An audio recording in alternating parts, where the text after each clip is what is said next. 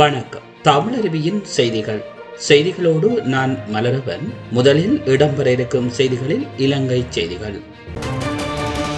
இலங்கையின் அபிவிருத்தி முயற்சிகளை வெற்றி பெற செய்வதற்கு தொடர்ச்சியாக உதவுவதாக தற்பொழுது இலங்கைக்கு வருகை தந்துள்ள சீனா மக்கள் குடியரசின் உயர்மட்ட தூதுக்குழுவின் தலைவர் தன்னிடம் உறுதியளித்துள்ளதாக ஜனாதிபதி கோட்டபாய ராஜபக்ச தெரிவித்துள்ளார். சீன கம்யூனிஸ்ட் கட்சியின் மத்திய செயற்குழுவின் அரசியல் சபை உறுப்பினர் மற்றும் சீன கம்யூனிஸ்ட் கட்சியின் மத்திய செயற்குழுவின் வெளிவிவகார ஆணைக்குழுவின் அலுவலக பணிப்பாளரான யாங் ஏசி தலைமையிலான 7 பேர் கொண்ட தூதுக்குழு ஜனாதிபதி அலுவலகத்தில் ஜனாதிபதி கோட்டபாய ராஜபக்சவை நேற்று சந்தித்துள்ளனர். வவுனியா நொச்சிமோட்டை பகுதியில் நேற்று இடம்பெற்ற விபத்தினால் 3 வாகனங்களுக்கு சேதம் ஏற்பட்டுள்ளது. சம்பவம் தொடர்பாக மேலும் தெரிய வருவதாவது, வவுனியாவிலிருந்து யாழ்ப்பாணம் நோக்கி சென்ற பிக்கப் வாகனம் ஒன்று எதிர் திசையில் வந்த காருடன் மோதியதாகவும் பின்னர் பார ஊர்தியிலும் மோதிக்கொண்டதாகவும் ஆரம்ப கட்ட விசாரணையில் இருந்து தெரிய வருவதாக போலீசார் தெரிவித்தனர். இவ்விபத்தில் ஒருவருக்கு காயம் ஏற்பட்டுள்ளதாகவும் தெரிவித்த ஓமந்தை போலீசார் மேலதிக விசாரணைகளை மேற்கொண்டு வருகின்றனர். திட்டமிட்ட குற்ற செயல்களில் ஈடுபடும் நபரான பொடிலசி என்று அழைக்கப்படும் ஜெனித் மதுசங்க எதிர்வரும் 16ஆம் தேதி வரை விளக்கமறியலில் வைக்கப்பட்டுள்ளார். சந்தேக நபருக்கு பிணை வழங்குமாறு சட்டத்திறன்களால் விடுக்கப்பட்ட கோரிக்கை நிராகரிக்கப்பட்டு விளக்கமறியல் உத்தரவு பிறப்பிக்கப்பட்டுள்ளது. பூசா சிறைச்சாலையில் ஜனாதிபதி பாதுகாப்பு செயலாளர் உள்ளிட்டோருக்கு மரண அச்சுறுத்தல் விடுத்தமை தொடர்பில் சந்தேக நபருக்கு எதிராக வழக்கு தொடரப்பட்டுள்ளது. காலி பிரதம நீதிவான் முன்னிலையில் குறித்த வழக்கு விசாரணைக்கு எடுத்துக் கொள்ளப்பட்ட போதே குறித்த உத்தரவு பிறப்பிக்கப்பட்டுள்ளது. தனிமைப்படுத்தல் ஊரடங்கு உத்தரவு பிறப்பிக்கப்பட்டுள்ள பிரதேசங்களில் மருந்தகங்கள் மற்றும் அத்தியாவசிய உணவுப் பொருள் விற்பனை நிலையங்கள் திறக்கப்பட்டுள்ளன. இதற்கு அமைவாக குறித்த பகுதிகளில் 8 மணி தொடக்கம் இரவு 8 மணி வரையில் இந்த வர்த்தக நிலையங்களை திறப்பதற்கு தீர்மானிக்கப்பட்டுள்ளதாக போலீசார் தெரிவித்துள்ளனர். இதேவேளை தனிமைப்படுத்தல் ஊரடங்கு சட்டம் அமலில் உள்ள கம்பக மாவட்டத்தின் சகல சதோச கூட்டுறவு மற்றும் பொருளாதார மத்திய நிலையங்கள் இனிவரும் நாட்களில் திறக்கப்படும் என அமைச்சர் பந்துல குணவர்த்தன தெரிவித்துள்ளார். அதே நேரம் வெலிசரை பொருளாதார நிலையமும் திறக்கப்படும் என அவர் குறிப்பிட்டார். நாட்டில் தற்பொழுது ஏற்பட்டுள்ள நெருக்கடி நிலையில் கம்பக மாவட்ட மக்களுக்கு உணவுப் பொருட்களை சாதாரண விலையில் விநியோகிப்பது சம்பந்தமாக அமைச்சர் இடம்பெற்ற பேச்சுவார்த்தையின் போதே இது குறித்து தீர்மானிக்கப்பட்டதாக அமைச்சர் குறிப்பிட்டுள்ளார். கம்பக மாவட்டத்தின் 18 போலீஸ் பிரிவுகளுக்கும் போலீஸ் ஊரடங்கு உத்தரவு பிறப்பிக்கப்பட்டுள்ளமை குறிப்பிடத்தக்கது.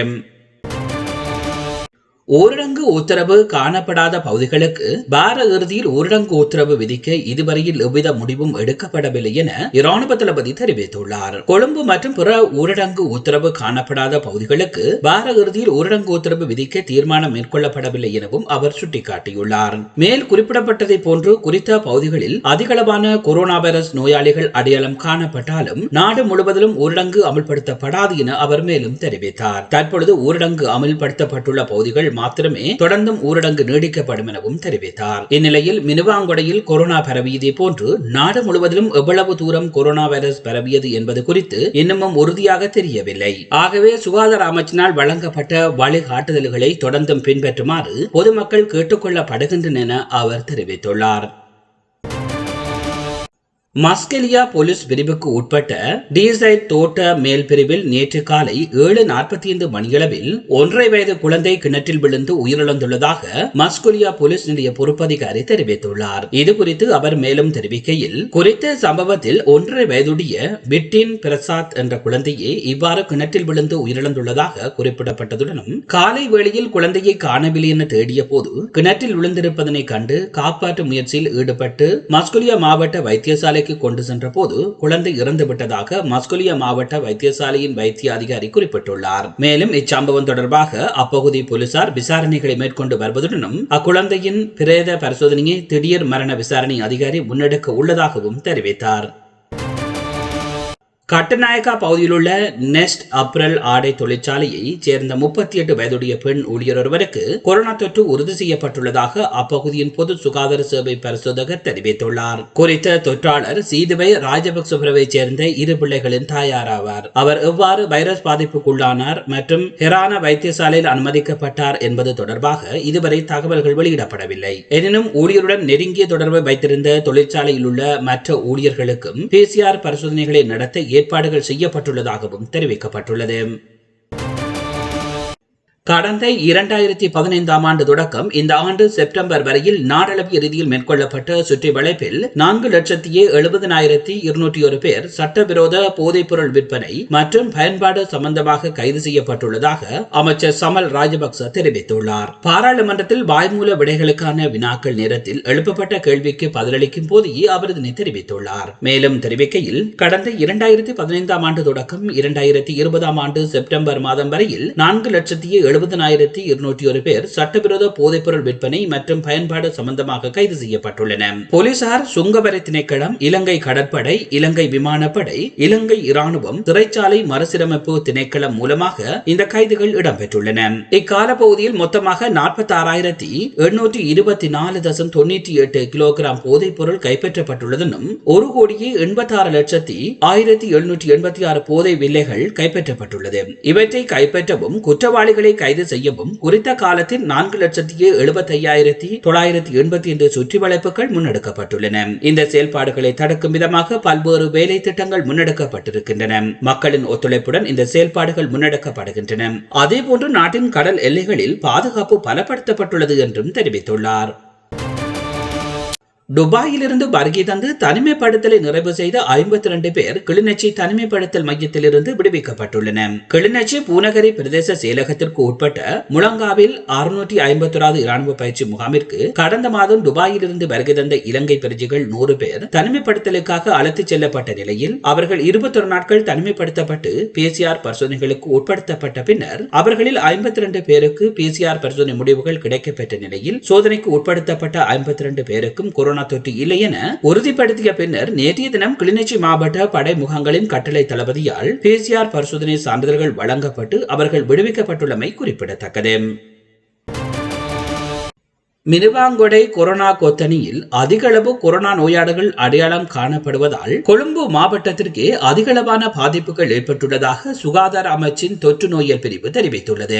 கம்பக மற்றும் கொழும்பு மாவட்டங்கள் அருகருகே இருப்பதனாலும் அதிகளவான மக்கள் நடமாட்டம் இருப்பதனாலும் பாதிப்புகள் அதிகம் என சுகாதார அமைச்சின் தொற்று நோய் பிரிவின் விசேட வைத்திய நிபுணர் சுதாத் சமரவீர தெரிவித்துள்ளார். அதிகளவான மக்கள் தமது தேவைகளை பூர்த்தி செய்து கொள்வதற்காக நாளாந்தம் கம்பக மாவட்டத்திலிருந்து கொழும்பு மாவட்டத்திற்கு வருகை தருவதாகவும் அவர் சுட்டிக்காட்டியுள்ளார். இதன் அடிப்படையில் பிரெண்டிக்ஸ் நிறுவன ஊழியர்கள் கொழும்பிற்கு வருகை தந்திருப்பதற்கான சாத்தியங்கள் காணப்படுவதாக விசேட வைத்திய நிபுணர் தெரிவித்துள்ளார். இதனால் ஏனைய மாவட்டங்களுடன் ஒப்பிடுகையில் கொழும்பிற்கு கொரோனா அவதான நிலைமை அதிகமாக காணப்படுவதற்கான வாய்ப்புகள் உள்ளதாக அவர் தெரிவித்துள்ளார். தொற்றுக்குள்ளாகி இருப்பவருடன் பழகியவர்களை அடையாளம் கண்டு அவர்களுக்கான PCR பரிசோதனைகளை மேற்கொள்ளும் செயற்பாடுகள் துரிதகதியில் முன்னெடுக்கப்பட்டு வருவதாகவும் விசேட வைத்திய நிபுணர் தெரிவித்துள்ளார். இதேவேளை மினுவாங்கொடை தொழிற்சாலையில் பதிவான கொரோனா நோயாளர்களின் குருதி மாதிரிகளில் அதிகளவான வைரஸ் காணப்படுவதாகவும் அவர் கூறியுள்ளார் என்பது குறிப்பிடத்தக்கது. நீங்கள் பார்த்துக் கொண்டிருப்பது தமிழருவியின் இலங்கை செய்திகள். இனி தொடர்பான பன்னாட்டு செய்திகள். அமெரிக்காவில் மீண்டும் கொரோனா பெருந்தொற்று பாதிப்பு அதிகரிக்க தொடங்கியுள்ளது.